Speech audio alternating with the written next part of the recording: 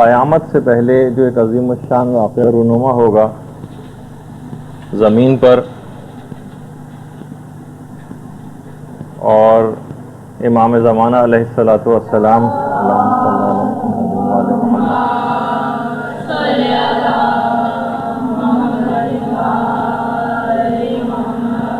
کے ظہور کی تفصیلات ہم قدر تفصیل کے ساتھ بیان کر رہے تھے۔ اتنا زیادہ اسلامی روایات کا ذخیرہ ہے اس متعلق کہ آیت اللہ صافی گل پائگانی نے اپنی کتاب منتخب العصر میں 2870 روایات کی تعداد بتائی ہے جو کہ امام زمانہ سے متعلق آئی ہیں، اور پھر اس کی انہوں نے الگ الگ کیٹیگریز بھی کیے ہیں جو ابھی ہمیں بیان نہیں کرنا، لیکن تقریباً ایک تعداد کا جو مجموعہ امام سے متعلق ملتا ہے اس کی تعداد ہے 2870۔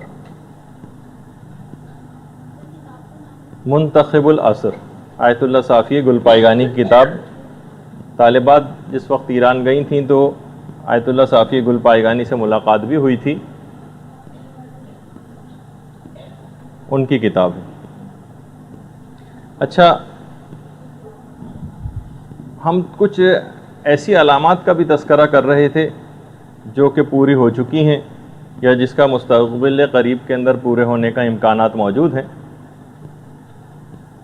البتہ ہم ظہور امام کی علامات کو درجہ بندی کریں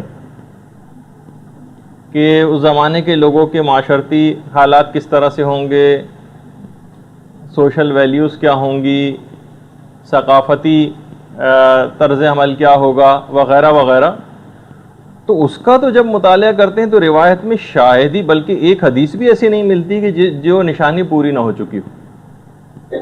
مثلا پیغمبر ختم مرتبت صلی اللہ علیہ وآلہ وسلم فرماتے ہیں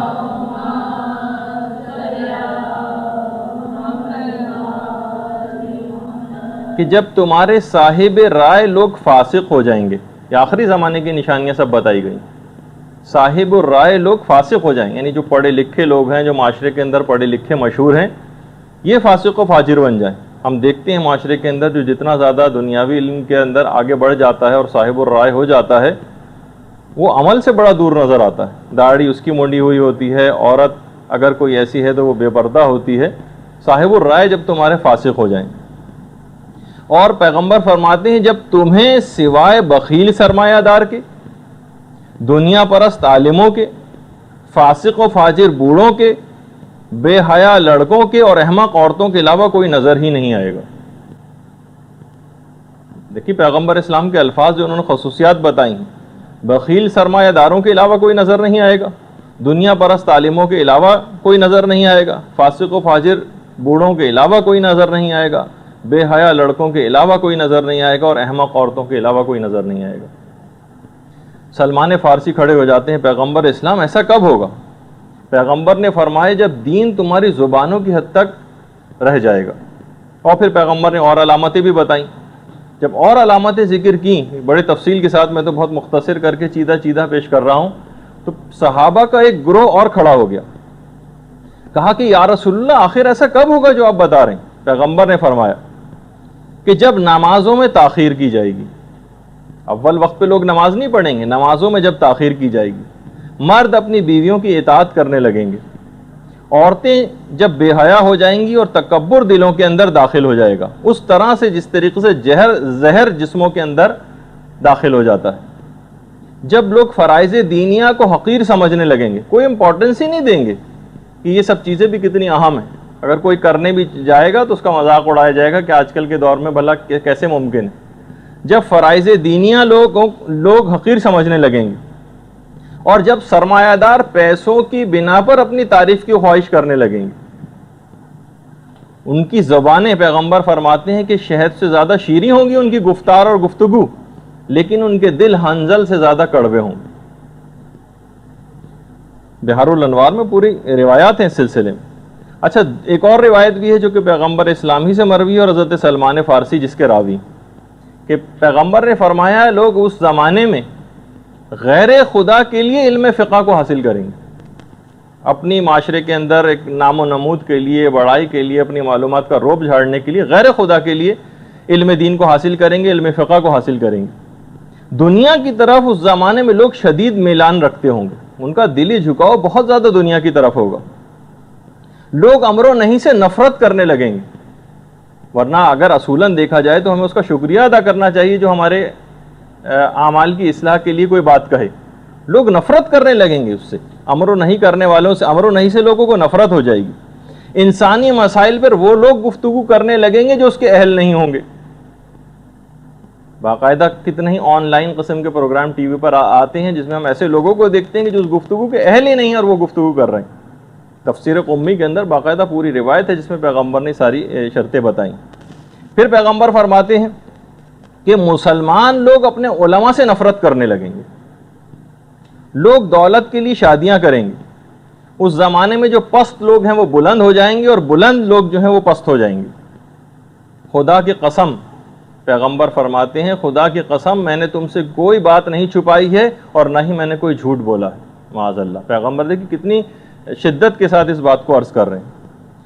ان کی عورتیں اس زمانے میں جو ہوں گی کاسیات عاریات، لباس پہنے ہوئے بھی ایسی ہوں گی گویا بے لباس ہیں، یعنی اس زمانے میں جسم چھپانے کے لیے لباس نہیں پہنا جائے گا بلکہ جسم کو ظاہر کرنے کے لیے عورتیں لباس پہنیں گی۔ ان کی عورتیں ان کا قبلہ بن جائیں گی۔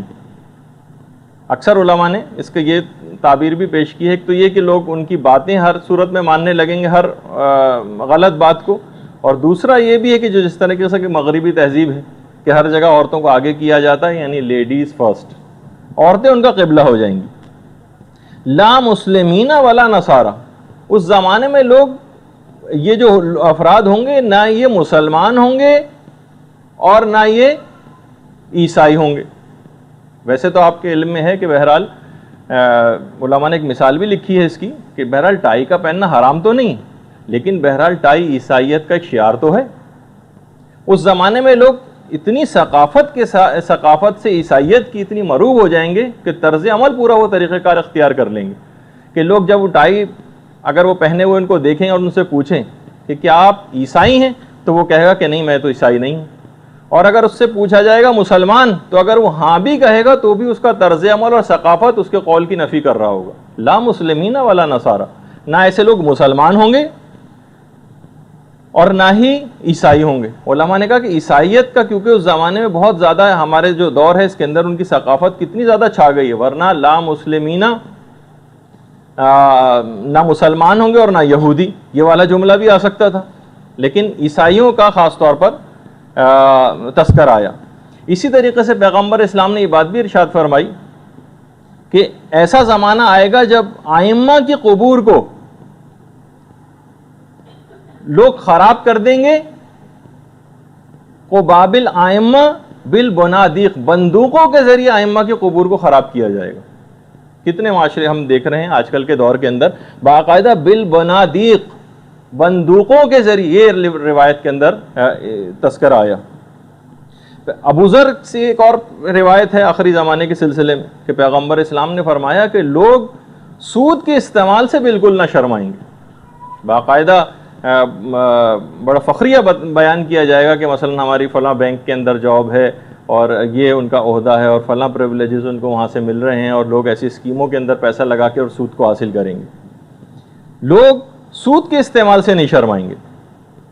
اس وقت دین پر جو قائم افراد ہوں گے ان کا اجر 50 مومنین کے اعمال کے اجر کے برابر قرار دیا جائے گا۔ یعنی واقعی جب ایسا زمانہ آ جائے گا تو کتنا زیادہ ایسے افراد کو دین پر قائم رکھنا مشکل ہوگا، تو انہیں ایک مومن کو 50 مومنین کے اجر کے برابر ثواب دیا جائے گا۔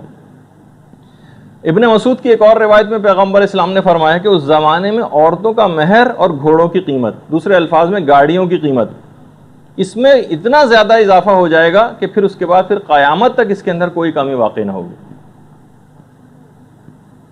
اور اسی طریقے سے یہ تو پیغمبر اسلام نے بیان فرمائی، ورنہ مولا کائنات علی ابن ابی طالب علیہ الصلوۃ والسلام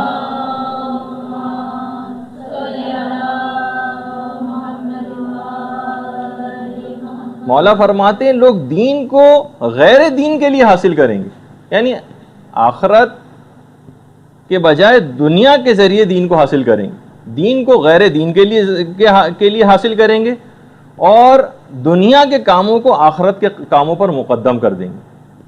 اس زمانے میں مولا فرماتے ہیں سال مہینوں کے برابر ہو جائیں گے، مہینے ہفتوں کے برابر ہو جائیں گے، ہفتہ دنوں کے برابر ہو جائے گا، اور دن 1 گھنٹے کے برابر ہو جائے گا۔ جو آج کل ہم دیکھتے ہیں نا کہ ہمارے پاس کسی کے پاس بھی وقت نہیں ہے، مولا اس کی بہت پہلے بیان فرما چکے ہیں کہ اتنی تیزی کے ساتھ یہ سب چیزیں گزریں گی، انسان کی مصروفیت کا یہ عالم ہو جائے گا۔ بیٹا اپنے باپ سے کینہ رکھے گا، سوہلے لوگوں کو دیکھ کر واپس کر دیا جائے گا، یعنی لوگ دینداروں سے وحشت کرنے لگیں گے کہ لیجئے یہ آ گئے، اب تو ان سے مثلاً صرف حدیثیں اور فلاں چیز سننی پڑے گی۔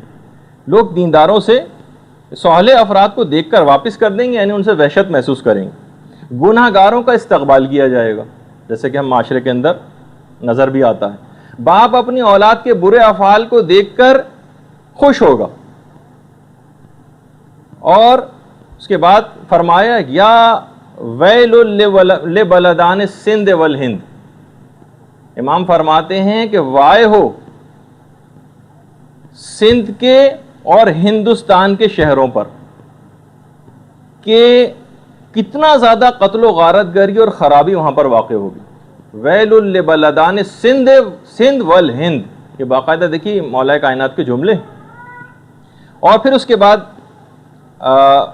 فرمایا یا ویلو لقسطنطین، وائے ہو فلسطین والوں پر کہ ناقابل برداشت فتنے وہاں پر نمودار ہوں گے۔ وائے ہو فلسطین والوں پر، دیکھیے کتنی واضح طور پر علماء نے کہا کہ واقعاً یہ جملہ ہے علماء کا کہ یہ تمام چیزیں مذہب شیعہ کی حقانیت کو واضح کرتی ہیں کہ ان کے جو رہنما ہیں کیسا علم غیب رکھتے ہیں، اور 1400 سال بعد تک کی کس انداز کی خبریں روایات کے اندر نقل ہوئیں۔ اچھا، اسی طریقے سے مولا یہ بھی فرماتے ہیں کہ اس زمانہ جو آخری زمانہ ہوگا اس میں لوگ صدقے کو جرمانہ خیال کریں گے۔ وہ تو آپ کو پتہ ہی ہے کہ جیسے گورنمنٹ کی جتنی اسکیمیں ہوتی ہیں اس کے اندر جو پروفٹ ملتا ہے اس کا 50% غریب کو دینا ہوتا ہے۔ اچھا، وہ ایک واجب صدقہ ہے، لیکن لوگ کیا سمجھتے ہیں اس کو کہ بھائی یہ تو بڑا جرمانہ ہمیں دینا پڑ رہا ہے، یہ تو بہت زیادہ پیسے ہمیں دینے پڑ رہے ہیں، لوگ اس کو صدقے کو جرمانہ سمجھیں گے۔ صلہ رحمی کو احسان سمجھا جائے گا، ارے بھائی یہ تو اس رشتہ دار کا حق تھا کہ جو آپ نے کیا ہے، لوگ اس کو احسان سمجھنے لگیں گے، اس نے تو بہت بڑا احسان کر دیا ہمارا یہ حق ادا کر کے، لوگ صلہ رحمی کو احسان سمجھیں گے۔ اور مولا فرماتے ہیں اس زمانے میں سب لوگ بھیڑیے بن جائیں گے، اور جو بھیڑیا بننے سے انکار کرے گا اسے دیگر بھیڑیے کھا جائیں گے۔ علائم الظہور میں آقا زنجانی نے پوری تمام یہ والی روایات نقل کی ہیں۔ اس زمانے میں عورتیں اس انداز کی ہوں گی کہ بالکل ظاہراً بے پردہ ہوں گی، اور مولا یہ بھی فرماتے ہیں کہ اپنی زینتوں کو لوگوں کے سامنے ظاہر کریں گی، میک اپ کر کے نامحرموں کے سامنے آیا کریں گی۔ دیکھیے کتنی مذمتی سب بیانات ہو رہے ہیں۔ ایسی عورتیں دین سے عاری ہوں گی، فتنوں میں داخل ہوں گی، یہ عورتیں لذات کے پیچھے بھاگنے والی ہوں گی، یہ عورتیں محرمات الہی کو حلال سمجھیں گی، اور فی جہنم خالدات، اور یہ عورتیں ہمیشہ جہنم میں رہیں گی۔ دیکھیے مولا کے جملے علائم الظہور میں آقا زنجانی نے پوری روایت کو نقل کیا۔ اور اس کے بعد ایک دفعہ مولا مظلوم امام حسین علیہ السلام نے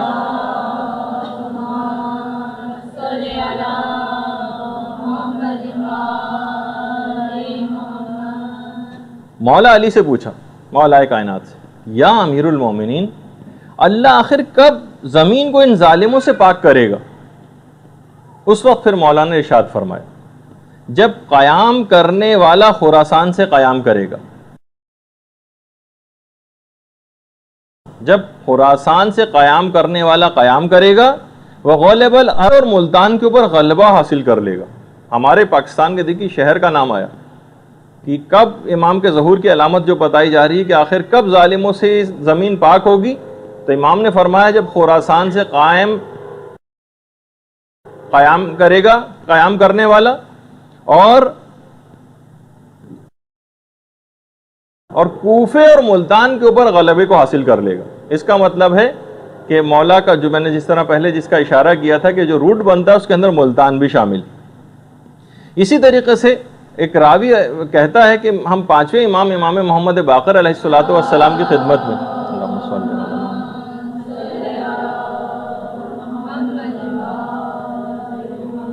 خدمت میں حاضر ہوئے تو امام نے فرمایا خراسان خراسان، سیستان سیستان۔ اچھا اب دیکھیے، راوی کہتا ہے کہ امام گویا ہمیں بشارت دے رہے تھے کہ ہمارے مسائل کا حل ان دو علاقوں سے ہوگا، خراسان سے اور سیستان سے۔ اگرچہ دونوں ایران ہی کے علاقے ہیں، لیکن کچھ اس طرح کی تعبیرات بھی آ رہی ہیں کہ اس میں آقا خامنہی کا تعلق خراسان سے یعنی مشہد سے، اور سیستان سے آقا سیستانی کا بہرحال تعلق ہے۔ تو خراسان خراسان، سیستان سیستان۔ راوی کہتا ہے کہ گویا امام ہمیں بشارت دے رہے تھے کہ ہمارے مسائل کا حل ان دو علاقوں سے ہوگا۔ اچھا، اسی طریقے سے پھر چھٹے امام جعفر صادق علیہ الصلوۃ والسلام،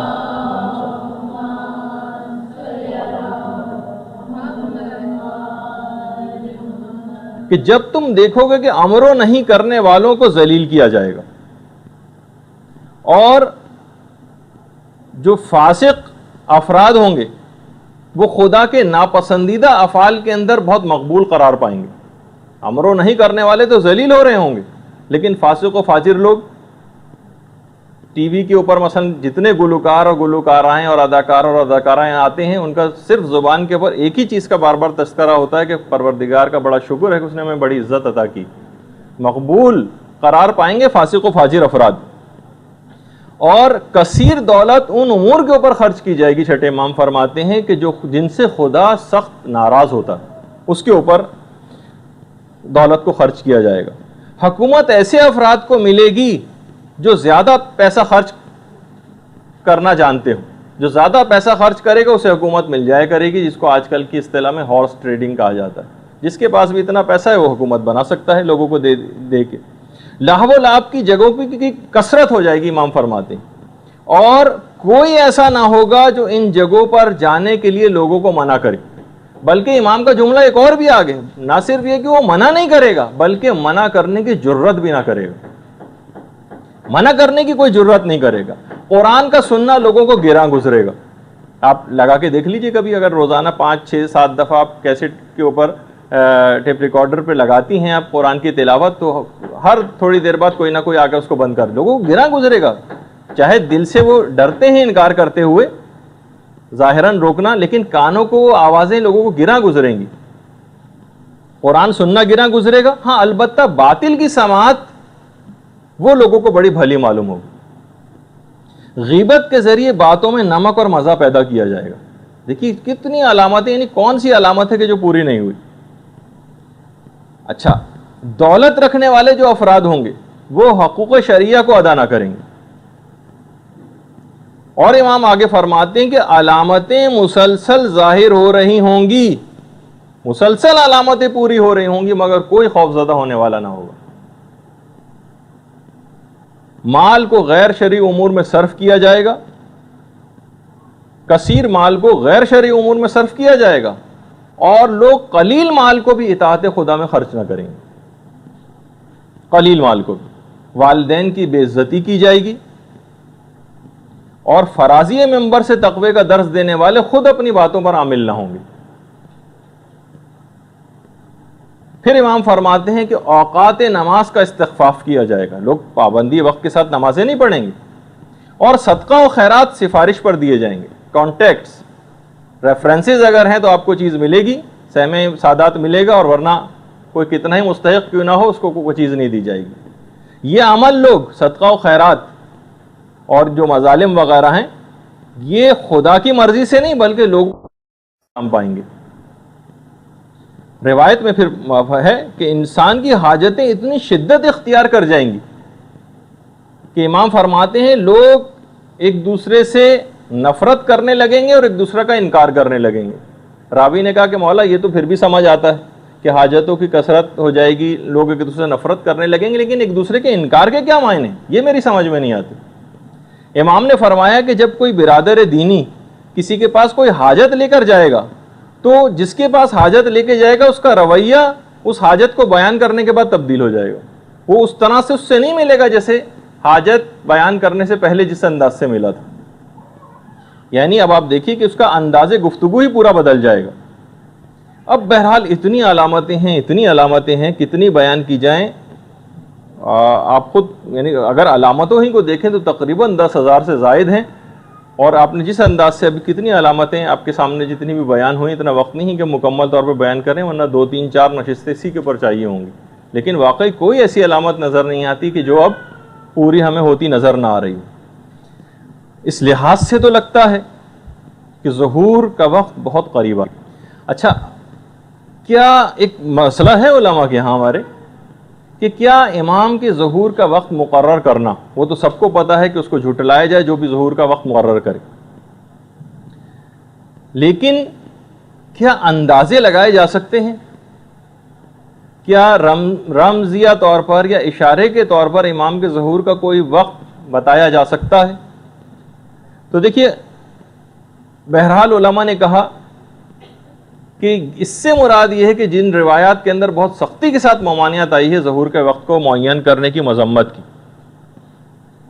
اس کے معنی یہ ہے کوئی ایک حتمی ڈیٹ بتا دینا, بس امام کا ظہور فلاں وقت پہ ہوگا اور بس یہ بالکل حتمی اور یقینی بات ہے, بالکل فیکٹ ہے. اس کے طور پر بیان کرنا تو یقیناً حرام ہے اور اس کو جھٹلانا بھی واجب ہے اس شخص کو.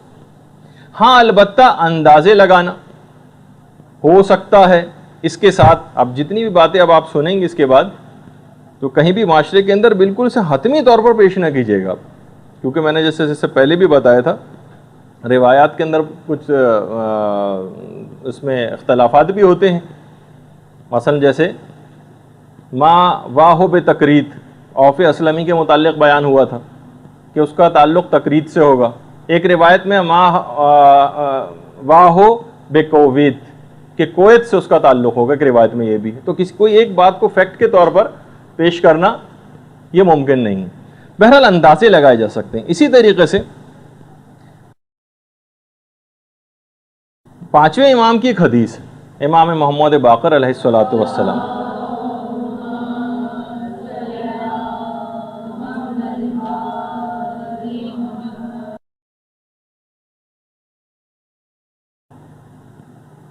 ہمارا قائم اس کے گزرنے کے بعد الف لام را میں قیام کرے گا.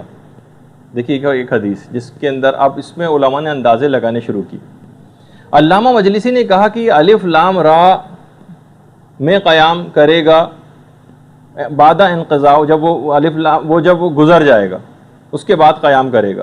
علامہ مجلسی فرماتے ہیں پورے قرآن میں الف لام را سے شروع ہونے والے 5 سورے, اگر ان کے اعداد نکالے جائیں تو 1155 بنتے ہیں وہ اعداد.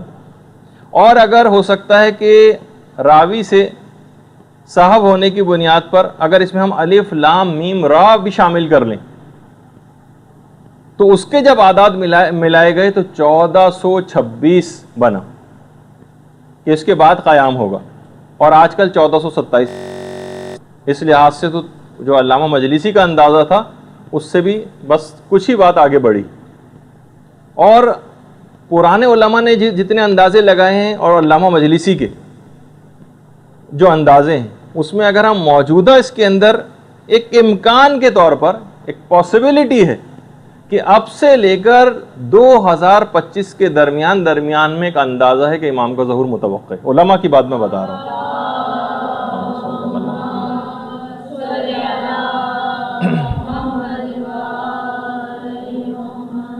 تو بہرحال اس سے بھی یہ بات پتہ چلی کہ بہرحال صرف ایک اندازے کی حد تک, واللہ اعلم بالصواب, خدا ہی بہتر جانتا ہے کہ امام کا ظہور کب ہوگا, لیکن بہرحال ایک اندازے کی حد تک جو جیسا کہ روایات کے اندر آیا ہے, علم العادات سے بھی نکالنے کی علامہ مجلسی نے کوشش کی ہے, اور کچھ اور اندازے ہیں روایات سے, لیکن علامتیں تو بہت تیزی کے ساتھ پوری ہوتی نظر آ رہی ہیں, اور علماء کا کہنا یہ ہے کہ استقبال امام کی تیاریوں کو مکمل کر لینا چاہیے.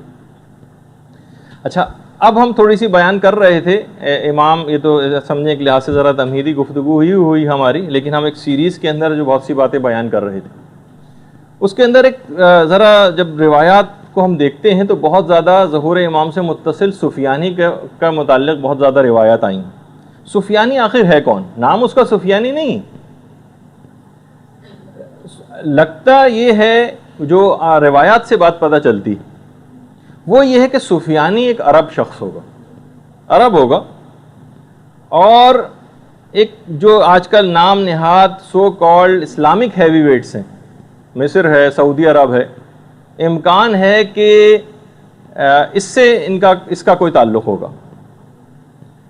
دشمنی اہل بیت کے اندر یہ شخص بے انتہا راسخ ہوگا، دشمنی اہل بیت میں۔ روایات میں ابھی اتنا وقت نہیں ہے لیکن ایک اشارہ کرتا گزرتا ہوں کہ روایات میں ہے کہ اس حد تک یہ دشمن ہوگا کہ یہ باقاعدہ اعلان کروا دے گا کہ جس شخص کا بھی نام محمد، علی، فاطمہ، حسن، حسین، زینب، رقیہ، باقر، جعفر، خدیجہ یہ ہو، ان سب کو گرفتار کر کے قتل کر دیا جائے۔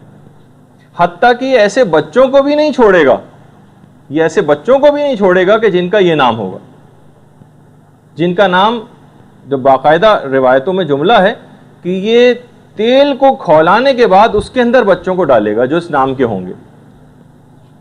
تو بہرحال روایات میں یہ بھی ہے کہ یہ رجب کے آخر میں یہ خروج کرے گا اور اس دن روز جمعہ ہوگا جب سفیانی ظاہر ہوگا۔ لگتا تو یہی ہے کہ بہرحال کہ یہ انہی اس نام نہاد جو اسلامی ممالک ہیں اس سے اس شخص کا کوئی تعلق ہوگا۔ اور باقاعدہ دیکھیے اس کے حالات اتنے زیادہ ہیں کہ علماء نے پوری کتابیں سفیانی کے موضوع پر لکھی ہیں۔ السفیانی، علامہ محمد فقیہ نے پوری کتابیں لکھی اس شخص کے حالات کے اوپر۔ اور چھٹے امام نے بھی جملہ ارشاد فرمایا کہ سفیانی کا خروج بالکل حتمی، 9 ماہ کی اس کی ٹوٹل حکومت ہوگی۔ امام نے فرمایا کہ 9 مہینے سے تو ایک دن بھی اس کی حکومت زیادہ نہیں ہوگی، 9 ماہ بس اس کی حکومت قائم رہے گی۔ اس سے پہلے یہ حکومت حاصل کر لے گا اور بہت سارے علاقوں پہ اس کا قبضہ بھی ہو جائے گا۔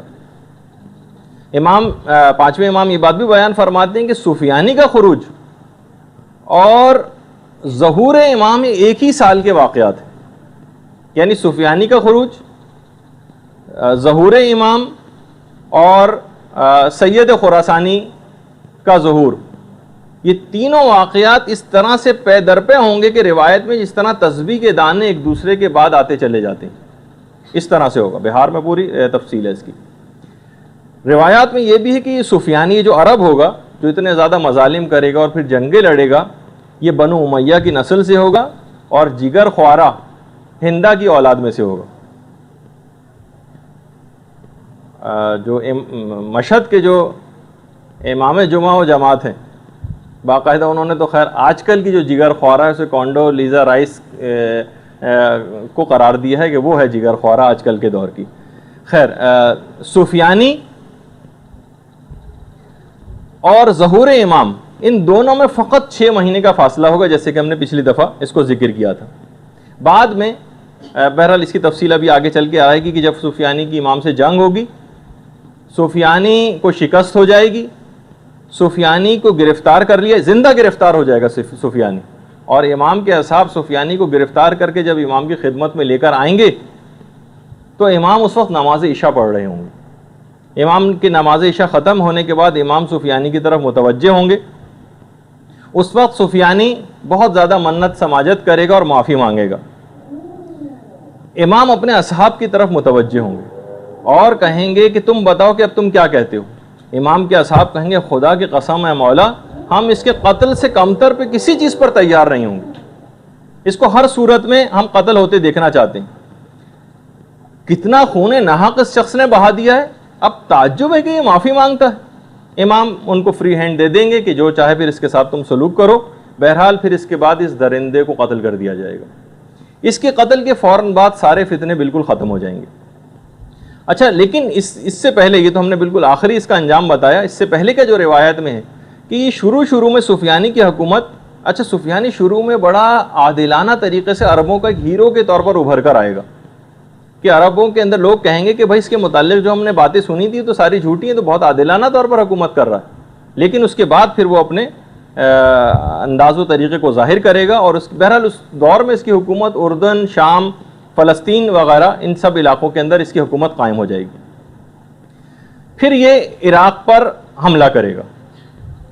اچھا روایات میں یہ بھی ہے کہ ترکی اور رومی، اچھا جہاں ترکی کا لفظ روایت میں آتا ہے ترکی افراد کا، اس سے مراد احتمال ہے کہ دو افراد یا تو روسی اس سے مراد ہیں یا چائنیز اس سے مراد ہیں، یہ اور رومی، وہ تو جو میں نے آپ کو بتایا کہ امریکہ اور یورپ وغیرہ، کہ ترکی اور رومی بھی اس جنگ کے اندر کود پڑیں گے۔ بہرحال عراق میں سفیانی کی حکومت قائم ہو جائے گی۔ اس کی اصل بدقسمتی اس وقت شروع ہوگی سفیانی کی جب یہ ایران پر حملے کے لیے نکلے گا اور سید خراسانی سے اس کی مٹ بھیڑ ہوگی۔ اس وقت یہ اپنا ایک لشکر حجاز بھجوائے گا، اور البتہ اس لشکر میں خود یہ موجود نہیں ہوگا، یعنی بھجوائے گا، اور مدینے سے جب اس کا لشکر وہاں پر تباہی پھیلا کر مکے کی طرف، امام کی طرف آ رہا ہوگا، اسی زمانے میں امام مکے میں ظہور کر چکیں گے۔ اللہم صلی علی محمد وآل محمد۔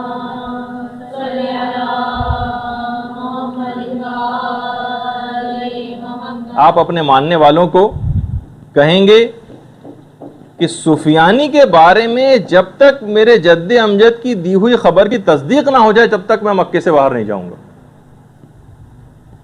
اور اشارہ امام کا اس پہ ہوگا کہ جب مدینے سے مکے سفیانی کا لشکر وادی بیدا سے گزر رہا ہوگا تو وہ مشہور واقعہ پیش آئے گا کہ وادی بیدا میں اس کا پورا لشکر اپنے تمام اسلحے اور ساز و سامان سمیت زمین کے اندر غرق ہو جائے گا۔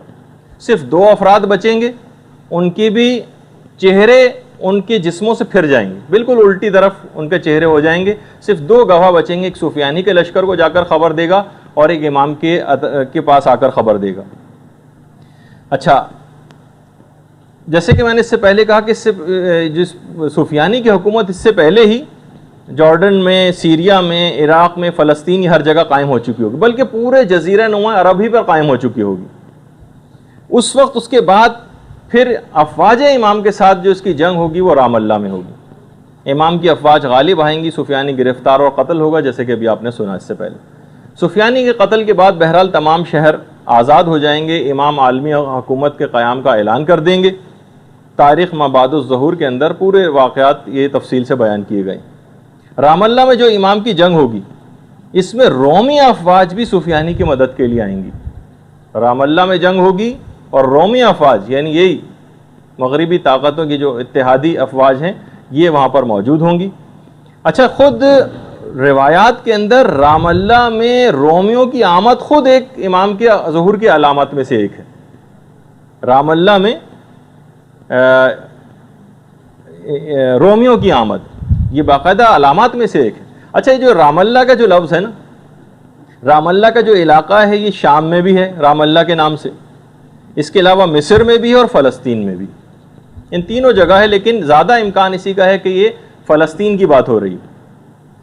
مکے میں ظہور کے بعد امام کا جو سب سے پہلا ہدف ہوگا وہ قبلہ اول کی آزادی ہوگا، اور حدیث میں ہے کہ امام اس کے بعد فلسطین کے شہر لد وہاں پر جائیں گے، آج کل شاید یہ شہر اسرائیل میں، وہاں جائیں گے۔ حضرت عیسیٰ آسمان سے نازل ہوں گے، امام کی بیعت کریں گے، دجال بھی اپنے انجام کو پہنچے گا، اور فلسطین میں پھر جب حضرت عیسیٰ کی آمد ہوگی تو امام زمانہ پھر فلسطین میں حضرت عیسیٰ کو قتل دجال کا بھی حکم دیں گے۔ روایت بھی پوری اس میں پوری تفصیل آئی ہے اس سلسلے میں۔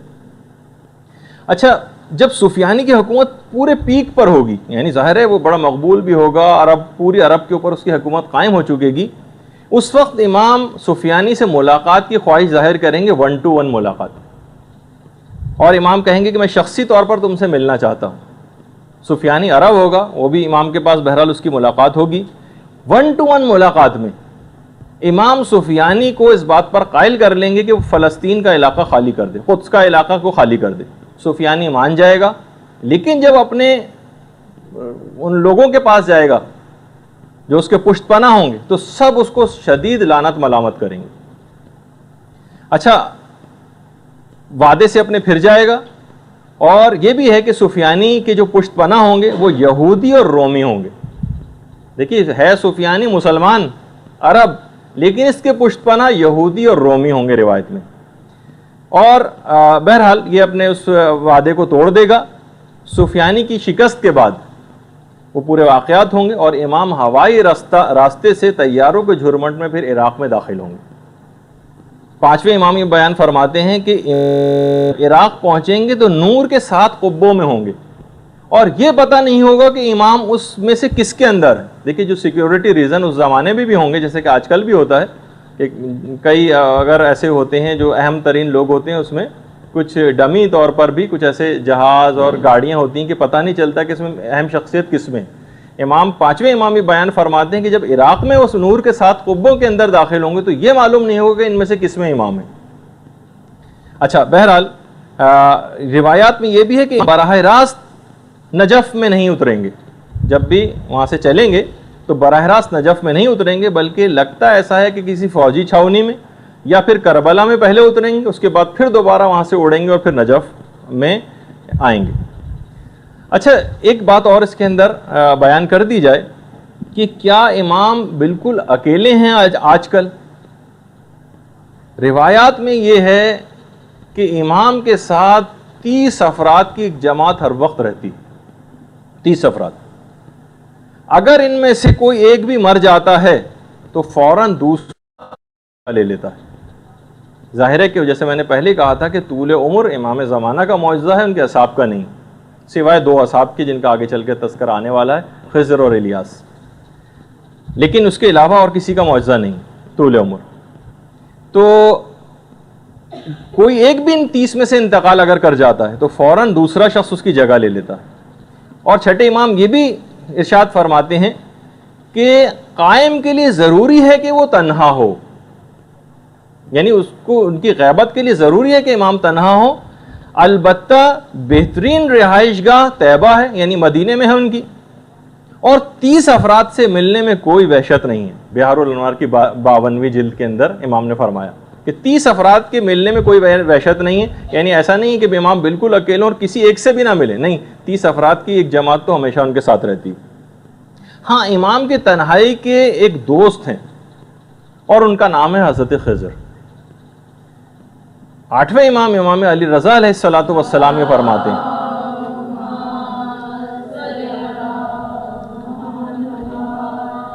کہ خضر نے آب حیات پی لیا اور اب یہ سور پھونکے جانے تک زندہ رہیں گے.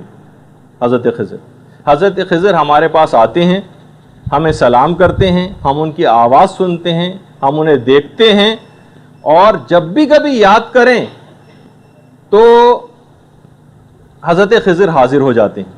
اور امام فرماتے ہیں جب بھی تم کبھی حضرت خضر کو یاد کیا کرو، یعنی ہم لوگوں سے خطاب ہے، جب بھی تم حضرت خضر کو یاد کرو یا دوسرے الفاظ میں ان کا ذکر پڑھو تو حضرت خضر کو سلام ضرور کیا کرو. اچھا اعمال کے موسموں میں امام فرماتے ہیں کہ حضرت خضر حاضر ہوتے ہیں، مناسک حج بجا لاتے ہیں، حتیٰ کہ میدان عرفات میں موجود ہوتے ہیں، مومنین کے لیے دعا کرتے ہیں، اور مومنین جتنی دعائیں کر رہے ہوتے ہیں حضرت خضر اس کے اوپر آمین کہتے ہیں. اچھا اسی طریقے سے امام فرماتے ہیں کہ حضرت خضر کے ذریعے امام کی تنہائی کو انس میں تبدیل کر دیا جائے گا. تنہائی حضرت حجت کی تنہائی کو حضرت خضر کے ساتھ جوڑ دیا جائے گا، اور وہ حضرت خضر امام زمانہ کے تنہائی کے انیس اور جلیس ہوں گے. اچھا اتنا اور بتا دیا جائے، جیسے کہ ایک دفعہ ہم پہلے عرض کر چکے ہیں کہ حضرت خضر نبی نہیں تھے. حضرت خضر ایک مرد صالح تھے، ایک نیک آدمی تھے. البتہ خود ایک دفعہ حضرت خضر سے یہ بات پوچھ لی گئی کہ آخر آپ کو اتنا بڑا مقام اور مرتبہ مل کیسے گیا؟ کیا آپ نبی خدا یعنی موسیٰ کے معلم قرار پا رہے ہیں؟ اتنا بڑا مقام آپ کو کیسے ملا؟ تو حضرت خضر کا جواب یہ تھا، گناہوں کو ترک کرنے کی وجہ سے. گناہوں کو ترک کرنے کی وجہ سے حضرت خضر کو اتنا بڑا مقام اور مرتبہ ملا. اچھا حضرت خضر آج کل کرتے کیا ہیں؟ خیر یہ ہمارے موضوع بحث نہیں، صرف ایک لائن ہی کے اندر علماء نے کہا کہ دیکھیے حضرت خضر کا ایک واقعہ قرآن کے اندر حضرت موسیٰ کے حوالے سے، اس چھوٹے سے عرصے کے اندر حضرت خضر کے جو 3 اقدامات قرآن کے ہیں، جو میں ابھی ذکر نہیں کروں گا اس کی تفصیل میں ورنہ جانا پڑے گا، تینوں اہم کام بڑے دور رس نتائج کے حامل تھے. بچے کا قتل کر دیا تھا اور دیوار بنائی تھی، اور اس کے آئندہ آنے والی نسلوں میں اس کے اثرات کو ظاہر ہونا تھا. تو علماء نے کہا کہ اس چھوٹے سے واقعے میں حضرت خضر کے اتنے بڑے بڑے کام ہیں، تو حضرت حجت کے ساتھ 1000 سال سے زیادہ زندگی گزار رہے ہیں، تو نامعلوم نہ جانے کتنے کام حضرت خضر نے انجام دیے ہوں گے جو امام زمانہ کے ظہور کے بعد پتہ چلیں گے کہ حضرت خضر اس دوران کیا کرتے رہے۔ بلکہ امام نے یہ فرمایا کہ خدا رحمت نازل کرے میرے بھائی موسیٰ پر، اگر انہوں نے اس عالم سے یعنی خضر سے جلدی جلدی سوالات نہ کیے ہوتے اور کچھ صبر کیا ہوتا تو نہ جانے کتنے عجائبات حضرت خضر سے دیکھتے، لیکن انہوں نے بڑی جلدی کر کے اس معاملے کو ختم کر دیا۔ اچھا بہرحال اور بتا دوں، ایک تو 30 تو یہ افراد ہوئے جن کا ابھی تذکرہ آپ نے سنا۔ کفمی ہمارے ایک بہت بڑے عالم ہیں، انہوں نے مصباح ایک کتاب ہے اس کے حاشیے کے اندر لکھا ہے، اور سفینۃ البحار میں شیخ عباس قمی نے لکھا۔ یہ امپورٹنٹ ایک بات ہے کہ زمین کبھی بھی قطب سے خالی نہیں ہوتی، قطب قاف توئے بے، اور 4 اوتاد تو اس میں لازمی ہوتے ہیں، الف واو تے الف دال اوتاد۔ یہ اوتاد تو ہر صورت میں ہوں گے، 40 ابدال ہوں گے، 70 نجبہ ہوں گے، اور 360 صالحین ہوں گے۔ ایک قطب، 4 اوتاد، 40 ابدال، 70 نجبہ اور 360 صالحین۔ اچھا قطب تو امام زمانہ اجل اللہ تعالیٰ فرجہ الشریف کی ذات گرامی ہے، اللہم صلی علی محمد وعلی محمد، اور 4 اوتاد ہیں، 4 اوتاد ہیں، کیونکہ کہا جاتا ہے روایات میں بھی کہ زمین کی مثال ایک خیمے کی سی ہے جس میں درمیانی ستون تو امام زمانہ کی ذات گرامی ہے، اور 4 اوتاد جو ہیں وہ اس کی تنابیں ہیں، یعنی 4 اوتاد اس کی تنابیں ہیں، یعنی زمین کی۔ حضرت خضر اور حضرت الیاس بھی اوتاد میں شامل ہیں۔ حضرت خضر بھی اوتاد میں سے ہیں، ان 4 جو تنابیں ہیں ان میں سے 2 تو حضرت خضر، اور یہ جو اوتاد ہوتے ہیں یہ دائرہ قطب سے چپکے ہوئے ہوتے ہیں اور کبھی اس سے جدا نہیں ہوتے، اور یہ جو اوتاد ہیں یہ پلٹنے کی حد تک بھی کبھی یاد خدا سے غافل نہیں ہوتے، اور روایات میں ہے کہ یہ قوت لا یموت جمع کرتے ہیں اور مقدار حاجت سے زیادہ نہیں لیتے دنیا سے، یعنی ان کی ایک خصوصیت ہے۔ اچھا دیکھیے قطب میں تو عصمت شرط ہے، وہ تو امام کی ذات ہے، اس میں تو عصمت ہونا لازمی، البتہ اوتاد اور ابدال کے اندر شرط نہیں۔ البتہ جو اوتاد میں حضرت الیاس شامل ہیں وہ کیونکہ نبی ان میں عصمت ہے، حضرت خضر میں عصمت نہیں ہے لیکن محفوظ عن الخطا ہیں، اور اس کے علاوہ جو 2 اوتاد اور ہوں گے جن کا نام تو روایت میں نہیں ہے، کبھی بہرحال ان سے کبھی اگر غفلت ہو بھی جائے کیونکہ غیر معصوم ہے تو بھی بہرحال دعا اور استغفار اور ذکر کے نتیجے میں یہ اس کی تلافی کر دیتے ہیں۔ اچھا عمدن یہ اوتاد جو ہیں کبھی کوئی گناہ نہیں کرتے سوائے انبیاء کے، کہ وہ تو ان کی تو عصمت خیر شرط ہے، اور جو نجبہ اور صالحین ہیں ان کی صفت عدالت ہے، یہ جو زمین کبھی بھی ان سے خالی نہیں ہوتی، ان سے اگر کبھی لغزش ہو بھی جائے تو بھی استغفار کے ذریعے فوراً اس کی تلافی کر دیتے ہیں۔ اچھا اب کفمی فرماتے ہیں اگر ایک شخص بھی ان میں سے کم ہو جائے تو فوراً نیچے والا جو درجہ ہوتا ہے اس سے ایک آدمی اوپر آ جاتا ہے اور اس درجے کے اندر پہنچ جاتا ہے، نیچے والے درجے کے اوپر لایا جاتا ہے۔ صالحین جن کی تعداد 360 ہے ان میں سے اگر کوئی ایک کم ہو جائے تو پھر عوام میں سے کسی ایسے شخص کو اوپر لایا جاتا ہے جو اس کا اہل ہوتا ہے۔ اچھا حضرت خضر اور حضرت الیاس جیسے کہ میں نے کہا کہ یہ دونوں بھی زندہ ہیں، ایک بڑی لمبی عمر ان کو دی گئی ہے، اور دونوں ہر عرفات میں کے میدان میں اکٹھے بھی ہوتے ہیں۔ اچھا پھر اب تھوڑی سی یہ بیچ میں ایک بات آ گئی تھی اس لحاظ سے کہ امام کے جو 30 افراد ہیں اور زمین کبھی بھی ان افراد سے اوتاد اور ابدال وغیرہ سے خالی نہیں ہوتی ہے۔ اچھا جب قدس آزاد ہو جائے گا اور فتح ہو جائے گا تو اس وقت امام کا لشکر لاکھوں کی تعداد میں ہو جائے گا، اس وقت امام کا لشکر لاکھوں کی تعداد میں ہوگا اور کروڑوں لوگوں کی حمایت امام کو حاصل ہو جائے گی۔ اچھا حیرت انگیز بات یہ ہے کہ امام کے اس لشکر میں زیادہ تر عاجم اور ایرانی ہوں گے، یعنی عجمی یعنی غیر عرب زیادہ ہوں گے امام کے لشکر میں، بلکہ ابن عربی محی الدین ابن عربی جن کی بڑی مشہور کتاب فتوحات مکیہ ہے، کہا کہ یہ سب عاجم میں سے ہوں گے امام کے لشکر کے زیادہ تر افراد، اور یہ ہوں گے تو عجمی لیکن عربی کے سوا کسی زبان میں بات نہ کریں گے۔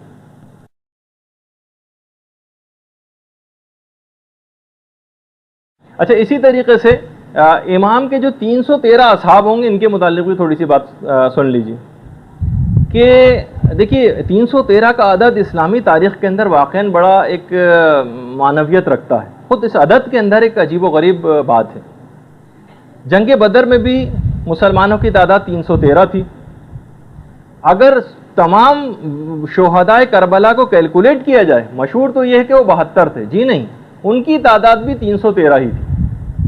کچھ اس میں ایسے تھے کہ جو باقاعدہ میدان جنگ میں آ کر لڑے ہی نہیں اور ویسے ہی شہید ہو گئے، خیام سے نکلتے ہی ان کو شہید کر دیا گیا. خاص طور پر وہ روایت میں کہ جب مولا حضرت علی اکبر کے لاشے کو اٹھا کر خیموں کی طرف لا رہے تھے تو اس وقت 35 شہزادگان آل محمد خیموں سے نکلے تھے امام کی نصرت کے لیے، لیکن محمد ابن اشعث کے سپاہیوں نے تیر مار مار کے ان 35 شہزادگان کو شہید کر دیا تھا اور امام تک پہنچنا ہی نہیں دیا تھا. یہ تو لیکن 72 تو وہ تھے جو باقاعدہ جنگ کے اندر جا کر لڑے تھے میدان میں، لیکن کتنے ایسے تھے جو ویسے ہی شہید کر دیے گئے تھے. اچھا اسی طریقے سے امام کے ساتھ بھی ہے کہ واقعات کربلا کے اندر بھی کہ 313 کا ان کا عدد ہوگا. البتہ جو امام زمانہ کے ساتھ لوگ ہیں ان کے متعلق بھی یہی ہے کہ ان کا بھی عدد 313 ہی ہے، 313 کا عدد. اچھا مولا نے جو ان 313 کے جو نام اور پورے شہر ایک خطبے کے اندر آئے ہیں کہ ان 313 افراد کے نام کیا ہیں، ان کے شہر کیا ہیں، اس میں ہمارے سندھ سے بھی ایک نام ہے 313 میں جس کا نام عبد الرحمن امام مولا کائنات نے لیا ہے ان 313 میں. اچھا بہت سارے شہر تو ایسے ہیں ان میں کہ جو بڑے نامانوں سے ابھی تک شاید بنے ہی نہیں ہیں وہ شہر. اچھا جو اور شہروں کے نام آئے ہیں کہ کن کن علاقوں سے ان 313 کا تعلق ہوگا، تو اس میں آرمینیا بھی ہے اور اس میں اصفہان کا نام بھی آیا ہے، اسکندریہ کا نام بھی آیا ہے، انطاکیہ کا نام بھی آیا ہے، مصر کا نام بھی آیا ہے، شام کا بھی نام آیا ہے، نجف کا بھی ہے، اور اس کے علاوہ فلسطین کا بھی نام ہے، یمن کا بھی ہے، ایتھوپیا کا بھی ہے جسے حبشہ جو پرانے زمانے میں کہا جاتا تھا. اس کے علاوہ حلب ہے، دمشق ہے، اور سرادیپ یہ جو سیلون جو موجودہ سری لنکا ہے یہاں سے بھی ایک نام ہے روایت میں 313 میں. قم سے نام ہیں، طالقان سے نام ہیں، لبنان سے ہیں، مکے سے ہیں، مدینے سے ہیں. اچھا اس طرح سے کر کے بہت سارے یعنی جو 313 لگتا ہے کہ پوری دنیا کو اس طرح سے بہرحال ایک کور کیا گیا ہے ان 313 افراد میں. اچھا یہ جو 313 امام کے جو صحابی ہوں گے ان میں سب کا اسٹیٹس برابر نہیں ہوگا، یعنی ایسا نہیں کہ 313 بالکل ایک کیٹیگری کے ہوں، نہیں، ان میں سے 112 ایسے ہوں گے جو ان 313 میں سے 112 جن کا اسٹیٹس اور افضلیت دوسرے لوگوں سے زیادہ ہوگی. اچھا یہ 313 جمع کیسے ہوں گے، یہ بھی پورا روایات کے اندر آیا ہے. باقاعدہ غیبت نعمانی میں ہے کہ 5ویں امام یہ جملہ ارشاد فرماتے ہیں کہ جو چل کر آنا چاہے گا اس کے لیے تو طے الارض ہوگا. یہ 313 افراد میں سے یہ اگر پیدل چل کے آنا چاہیں تو ان کے لیے طے الارض ہوگا، ایک قدم آگے بڑھائیں گے اور اگلا قدم مکے میں ہوگا. کچھ کو عالم خواب میں یہ اپنے اپنے علاقوں کے اندر سو رہے ہوں گے، ان کو عالم خواب اور نیند کی حالت ہی میں اپنے بستروں سے اٹھایا جائے گا اور ان کی آنکھ کھلے گی تو اپنے آپ کو حضرت حجت کے سامنے پائیں گے مکے میں. کچھ ان میں افراد ایسے ہوں گے. کچھ ایسے افراد بھی ہوں گے جو امام نے فرمایا ہے کہ جو بادلوں پر سوار ہو کر آئیں گے، اور نہ جانے اس زمانے میں ٹیکنالوجی کس انداز کی ہو جائے گی کہ روایات میں ہے کہ بادلوں سے ان کا نام اور ان کے والدین کا نام اور ان کے شہر کا نام نشر ہو رہا ہوگا بادلوں میں سے. اچھا مولا سے پوچھا گیا کہ مولا یہ جو 3 کیٹیگریز بیان کی ہیں ان میں سے افضل کون ہوگا، طیولرز کرنے والے جو نیند کی حالت میں مکے میں لائے جائیں گے وہ، یا جو بادلوں پہ سفر کر کے آئیں گے. بادلوں پہ سفر کے معنی ہو سکتا ہے کہ بائی ایئر جہازوں کے ذریعے کچھ افراد آ رہے ہوں. امام نے فرمایا جو بادلوں پر سفر کر کے آئیں گے یہ ان افراد سے افضل ہوں گے. اچھا ان کے متعلق امام نے کہا کہ قرآن کی آیت انہی کے متعلق آئی ہے، اینما تکونوا یاتے بکم اللہ جمیعا، تم جہاں کہیں بھی ہوں گے خدا تم کو ایک جگہ پر جمع کر دے گا. قرآن کی آیت ہے، تم جہاں کہیں بھی ہو خدا تم کو ایک جگہ پہ جمع کر دے گا. یہ 313 افراد روایت میں کہ جہاں کہیں بھی جائیں گے لوگ ان سے بڑے مرعوب ہو جائیں گے. اچھا اب ایک سوال یہاں پر یہ پیدا ہوتا ہے کہ ہم آخر کیسے ایسے افراد میں امام کے انصار میں کیسے شامل ہوں. تو یہ جو ابھی آپ نے آیت سنی تھی اینما تکونوا یاتی بکم اللہ جمیعا، اس کی میں نے پوری نہیں پڑھی تھی، اسی وجہ سے کہ یہ دوسرے والے سوال میں اس کو پوری پڑھوں گا کہ آخر ہم کیسے اس میں شامل ہو سکتے ہیں. قرآن کی پوری آیت کیا ہے، فاستبقوا الخیرات اینما تکونوا یاتی بکم اللہ جمیعا، یہ ہے پوری آیت۔ نیکیوں میں سبقت اختیار کرو، ایک دوسرے سے بازی لے جانے کی کوشش کرو، تم الگ الگ بھی ہوں گے تو خدا تم کو ایک جگہ پر جمع کر دے گا۔ فاستبقوا الخیرات، نیکیوں میں ایک دوسرے پر سبقت لے جانے کی کوشش کرو۔ اینما تکونوا یاتی بکم اللہ جمیعا، تم جہاں کہیں بھی ہوں گے خدا تم کو ایک جگہ پر جمع کر دے گا۔ اچھا اس کے اندر آپ نے دیکھا کہ بہرحال اس آیت کے اندر ایک عموم پایا جاتا ہے، کوئی قید نہیں ہے، عموم ہے، یعنی ہم آپ بھی شامل ہو سکتے ہیں۔ اور باقاعدہ منتخب الاثر میں آیت اللہ صافی گل پائیگانی نے اس آیت کی تفسیر میں مولا کائنات کی ایک روایت بھی بیان کی، کیا کہ مولا فرماتے ہیں یہاں الخیرات، نیکی سے مراد ہم اہل بیت مراد ہیں، ہماری طرف آنے میں جلدی کرو، یعنی ان کی اطاعت میں جلدی کرو، اور اس کے بعد جہاں کہیں بھی تم ہوں گے خدا تم کو ایک جگہ پر جمع کر دے گا۔ اچھا، اب جس شخص کو بھی یہ پسند ہے کہ وہ امام کے اصحاب میں شامل ہو جائے تو روایت میں کیا اس کے لیے آیا ہے؟ کچھ اقدامات وہ کرے۔ فَلْيَنْتَظِرُوا، سب سے پہلی تو چیز یہ ہے کہ وہ پوری آمادگی کے ساتھ امام کا انتظار کرے، یعنی اپنے آپ کو امام کے لیے آمادہ کرے، اور کوئی گناہ نہ کرے، اپنے آپ کو بہرحال گناہوں سے بچائے، وہ محاسن الاخلاق، اور بہترین اخلاق سے اپنے آپ کو آراستہ کرے۔ ایسے شخص حقیقی منتظر شمار ہوگا، اور واقعی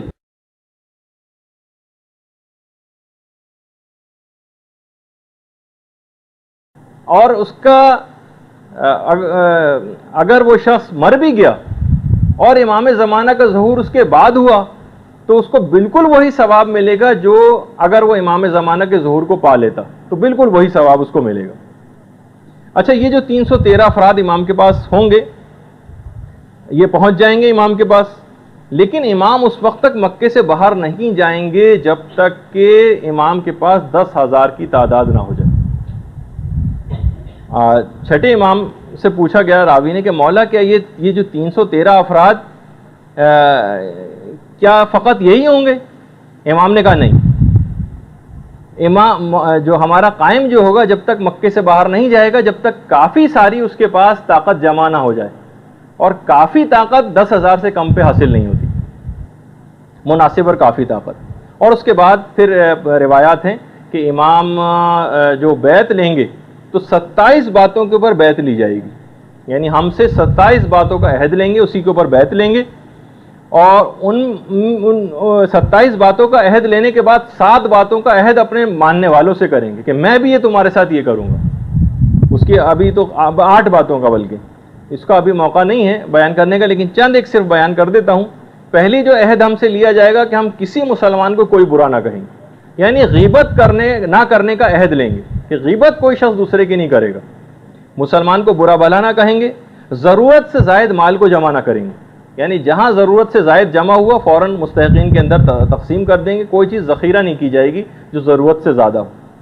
تیسری بات جس پہ عہد لیا جائے گا کہ تھوڑے پر لوگ قناعت کریں گے، لالچ کی طرف نہیں جائیں گے، سادہ زندگی گزاریں گے، خوشبو کا استعمال کریں گے، نیکی کا حکم دیں گے اور برائی سے روکیں گے۔